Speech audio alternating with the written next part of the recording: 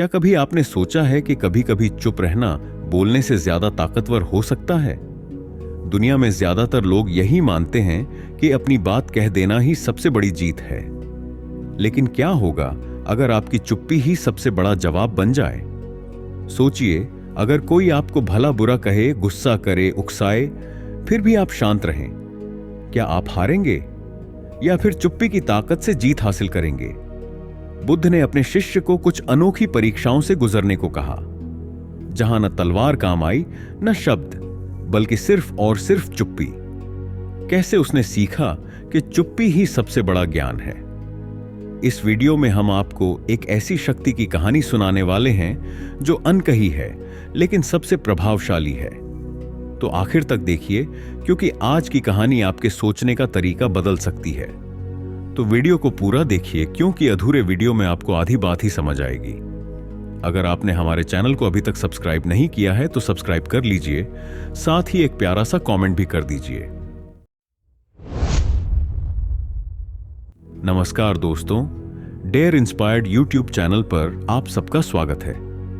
बहुत समय पहले एक गांव में एक युवक रहता था जिसका नाम अंशुमान था।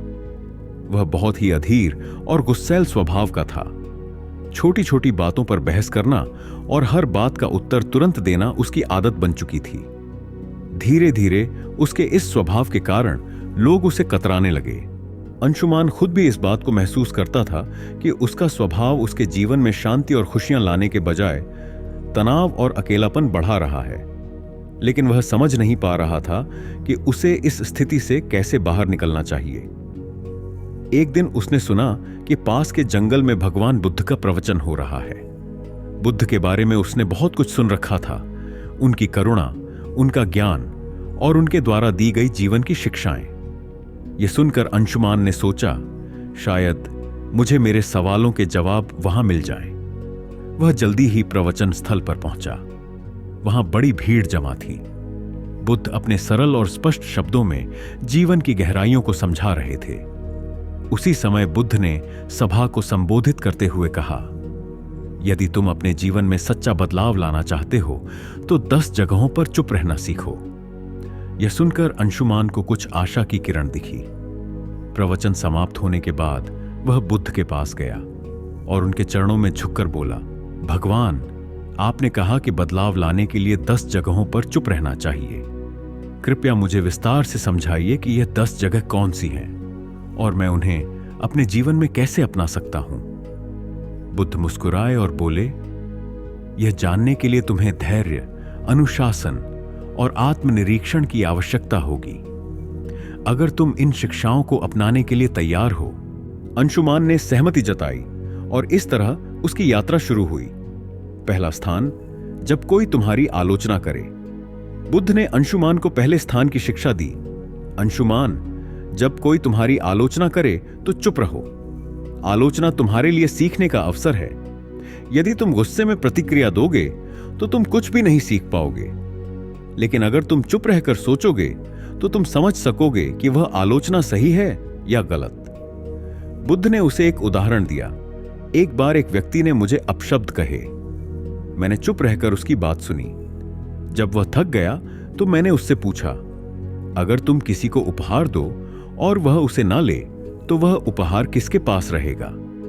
वह बोला, मेरे पास। मैंने कहा, तुम्हारे ये शब्द भी तुम्हारे पास ही रहेंगे क्योंकि मैंने इन्हें स्वीकार नहीं किया। अंशुमान ने इसे अपने जीवन में अपनाने का निर्णय लिया। शुरुआत में यह कठिन था, लेकिन धीरे धीरे उसने महसूस किया कि आलोचना सुनने के बाद चुप रहने से वह आत्मनिरीक्षण कर पाता है। दूसरा स्थान, जब कोई तुमसे बहस करे। कुछ दिन बाद बुद्ध ने अंशुमान को दूसरे स्थान पर चुप रहने का महत्व समझाया। जब कोई तुमसे बहस करे तो चुप रहो। बहस में सच नहीं बल्कि अहंकार की जीत होती है। यदि तुम चुप रहोगे तो तुम स्थिति को बेहतर समझ सकोगे और सही निर्णय ले सकोगे। बुद्ध ने एक किसान की कहानी सुनाई। 2 किसान अपनी जमीन के छोटे से टुकड़े को लेकर झगड़ रहे थे। दोनों का मानना था कि वह जमीन उनकी है। जब मैंने उनसे पूछा कि क्या उन्होंने जमीन अपने साथ लाई थी जब वे जन्मे थे, या क्या वे इसे अपने साथ ले जाएंगे जब वे मरेंगे, तो वे चुप हो गए। इस शिक्षा ने अंशुमान को सिखाया कि बहस में पड़ने से बेहतर है चुप रहकर समाधान की ओर बढ़ा जाए। तीसरा स्थान, जब कोई गुस्से में हो। बुद्ध ने अंशुमान से कहा, गुस्सा आग की तरह है, यदि तुम इसमें घी डालोगे तो यह और भड़क जाएगा। इसलिए जब कोई गुस्से में हो तो चुप रहो, उसकी गुस्से की ऊर्जा खत्म हो जाएगी। इसके लिए उन्होंने एक कहानी सुनाई। एक राजा ने अपने मंत्री को गुस्से में फांसी की सजा सुनाई। मंत्री ने कुछ नहीं कहा। अगले दिन राजा को पछतावा हुआ और उसने मंत्री को माफ कर दिया। अगर मंत्री उस समय राजा से बहस करता तो शायद उसकी जान चली जाती। अंशुमान ने इसे भी अपने जीवन में अपनाया। चौथा स्थान, जब तुम दुखी हो। जब तुम दुखी हो तो चुप रहो। दुख तुम्हारे भीतर के बदलाव का द्वार हो सकता है। चुप्पी में तुम्हें अपने प्रश्नों के उत्तर मिल सकते हैं। बुद्ध ने उसे यह भी बताया कि दुख तुम्हें मजबूत बनाता है, बशर्ते तुम उसे समझने की कोशिश करो। पांचवा स्थान, जब कोई तुम्हें उकसाए। बुद्ध ने अंशुमान से कहा, जब कोई तुम्हें जानबूझकर उकसाए तो चुप रहना ही सबसे बड़ा उत्तर है। यह तुम्हारी शक्ति और धैर्य को दर्शाता है। उन्होंने एक साधु की कहानी सुनाई। एक बार एक साधु को गांव के लोग परेशान करते थे, लेकिन वह साधु हमेशा शांत रहता था। धीरे धीरे गांव वालों ने उसे तंग करना छोड़ दिया। उसकी चुप्पी ने उन्हें बदल दिया। छठा स्थान, जब तुम्हें दूसरों की मदद न करनी हो। बुद्ध ने समझाया, हर जगह मदद करने की जरूरत नहीं होती। जब कोई तुम्हारी राय ना मांगे तो चुप रहना बेहतर है। यह शिक्षा अंशुमान के लिए बहुत उपयोगी साबित हुई। सातवां स्थान, जब तुम्हें अपने ज्ञान पर घमंड हो। बुद्ध ने कहा, ज्ञान विनम्रता का आभूषण है। यदि तुम अपने ज्ञान का प्रदर्शन करोगे तो वह खोखला हो जाएगा। आठवां स्थान, जब कोई सत्य सुनने को तैयार ना हो। बुद्ध ने अंशुमान से कहा, सत्य का मूल्य तब तक नहीं होता जब तक उसे स्वीकार करने वाला तैयार ना हो। ऐसे में तुम्हारे शब्द व्यर्थ होंगे और तुम केवल अपना समय और ऊर्जा खो दोगे। फिर उन्होंने विस्तार से बताया, जब तुम किसी को सत्य बताने की कोशिश करोगे लेकिन वह अपने भ्रम या अहंकार में डूबा होगा तो तुम्हारे शब्द उसे असहज कर देंगे। ऐसे समय में चुप रहना ही सबसे बड़ा उपाय है। सत्य का बीज तभी फलेगा जब समय सही होगा। बुद्ध ने अंशुमान को एक कहानी सुनाई। एक राजा के दरबार में एक साधु आया और कहा, राजन, तुम्हारे निर्णय गलत हैं। राजा को यह सुनकर गुस्सा आ गया और उसने साधु को दरबार से बाहर फेंकने का आदेश दिया। साधु ने जाते जाते कहा, सत्य कहने का समय अभी नहीं आया। जब तुम्हारा मन इसे समझने के लिए तैयार होगा तब मैं लौटूंगा। वर्षों बाद राजा ने अपनी गलतियों से सीख ली और साधु को फिर से बुलाया। इस बार राजा ने न केवल साधु की बात सुनी बल्कि उसे अपने जीवन का मार्गदर्शक भी बनाया। बुद्ध ने अंशुमान को समझाया, सत्य का प्रभाव तभी होता है जब सुनने वाला उसे ग्रहण करने के लिए तैयार हो। नौवां स्थान, जब परिस्थितियां तुम्हारे नियंत्रण में ना हो। बुद्ध ने कहा, जीवन में कई बार ऐसी स्थितियां आती हैं जिन्हें तुम बदल नहीं सकते। उन पर क्रोधित या व्याकुल होकर तुम केवल अपनी शांति को खो दोगे। ऐसे समय में चुप रहना ही सबसे बुद्धिमानी है। उन्होंने समझाया, चुप रहना कोई कमजोरी नहीं बल्कि धैर्य और संतुलन का प्रतीक है। जब परिस्थिति तुम्हारे बस में नहीं हो तो उसे स्वीकार करो और शांत रहो। यही मानसिक शक्ति का आधार है। बुद्ध ने एक घटना का जिक्र किया। एक बार एक किसान ने बुद्ध से पूछा, मेरा खेत सूखा पड़ा है, बारिश नहीं हो रही, मैं क्या करूं? बुद्ध ने कहा, तुम बारिश नहीं बदल सकते, लेकिन तुम अपनी मेहनत को दिशा दे सकते हो। चुप रहो और अपने खेत के लिए वैकल्पिक उपाय खोजो। शांति से सोचो और समाधान खुद आ जाएगा। किसान ने यही किया और जल्द ही उसकी समस्या हल हो गई। बुद्ध ने कहा, जब परिस्थितियां तुम्हारे नियंत्रण में ना हो तो चुप रहकर धैर्य और समाधान की दिशा में काम करना ही तुम्हारी सबसे बड़ी ताकत है। 10वां स्थान, जब तुम्हारा दिल भर जाए। बुद्ध ने अंशुमान से कहा, जब तुम्हारा हृदय कृतज्ञता, प्रेम और शांति से भर जाए तो इसे शब्दों की आवश्यकता नहीं होती। ऐसी स्थिति में चुप्पी स्वयं एक भाषा बन जाती है। यह तुम्हारे भीतर की सबसे बड़ी खुशी है। उन्होंने इसे और स्पष्ट करते हुए कहा, कृतज्ञता का सबसे शुद्ध रूप मौन में प्रकट होता है। जब तुम अपने जीवन में आनंदित महसूस करो तो इसे बाहरी अभिव्यक्ति की आवश्यकता नहीं होती। यह चुप्पी तुम्हारी आत्मा की खुशी का प्रतीक होती है। बुद्ध ने अंशुमान को एक छोटी कहानी सुनाई। एक बार एक शिष्य को उसके गुरु ने आत्मज्ञान का अनुभव कराया। शिष्य का हृदय कृतज्ञता से भर गया। उसने गुरु से कहा, मैं आपको धन्यवाद देना चाहता हूं, लेकिन शब्द पर्याप्त नहीं लगते। गुरु मुस्कुराए और बोले, तुम्हारी चुप्पी ही मेरे लिए सबसे बड़ा धन्यवाद है, इसे बनाए रख। बुद्ध ने समझाया, जब दिल भर जाए तो शब्दों की आवश्यकता नहीं होती। मौन तुम्हारी सबसे बड़ी अभिव्यक्ति है। अंशुमान ने जब बुद्ध से 10 जगहों पर चुप रहने का ज्ञान लिया तो बुद्ध ने उसे तुरंत अभ्यास में डालने का निर्णय लिया। उन्होंने कहा, ज्ञान का मूल्य तभी है जब इसे जीवन में लागू किया जाए। मैं तुम्हें कुछ परीक्षाओं से गुजरने का अवसर दूंगा। इन परीक्षाओं से तुम सीखो कि चुप्पी वास्तव में तुम्हें कितना बदल सकती है। अंशुमान ने सहमति दी और बुद्ध के मार्गदर्शन में अपने जीवन के इस नए अध्याय की शुरुआत की। बुद्ध ने अंशुमान को एक गांव भेजा जहां लोगों को उसकी पुरानी आदतों के बारे में बताया गया। जैसे ही अंशुमान वहां पहुंचा, लोगों ने उसे बुरा भला कहना शुरू कर दिया। गांव वालों ने कहा, तुम्हारे जैसे लोग कभी नहीं बदल सकते। तुम हमेशा दूसरों को दोष देते हो। तुम यहां क्यों आए हो? अंशुमान का स्वभाव था कि वह तुरंत जवाब दे और खुद को सही साबित करे, लेकिन इस बार उसने बुद्ध का बताया पहला स्थान याद किया। जब कोई तुम्हारी आलोचना करे तो चुप रहो। वह शांत खड़ा रहा। धीरे धीरे गांव वाले थक गए और उसकी चुप्पी देखकर हैरान हो गए। उन्होंने महसूस किया कि वह बदल चुका है।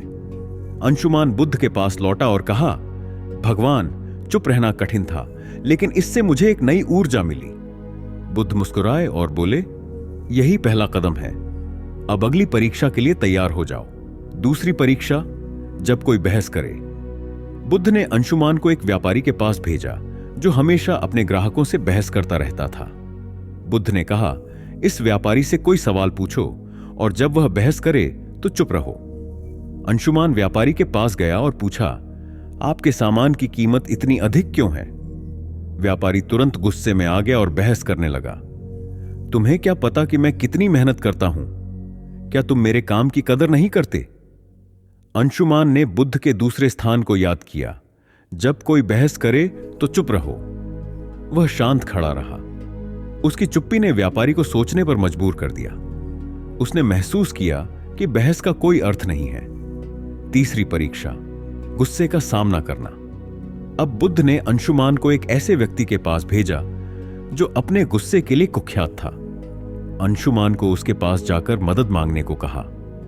उस व्यक्ति ने गुस्से में कहा, तुम्हें मुझसे मदद चाहिए? तुम्हारी हिम्मत कैसे हुई? अंशुमान ने पहले की तरह जवाब देने की बजाय चुप रहने का निर्णय लिया। धीरे धीरे उस व्यक्ति का गुस्सा शांत हो गया। उसने कहा, तुमने मुझे जवाब क्यों नहीं दिया? क्या तुम डरे हुए हो? अंशुमान ने कहा, मैं आपके गुस्से को नहीं बढ़ाना चाहता था। उस व्यक्ति ने महसूस किया कि चुप्पी में शक्ति है। चौथी परीक्षा, दुख का सामना करना। अगली परीक्षा में बुद्ध ने अंशुमान को एक विधवा स्त्री के पास भेजा जिसका इकलौता बेटा हाल ही में मृत्यु को प्राप्त हुआ था।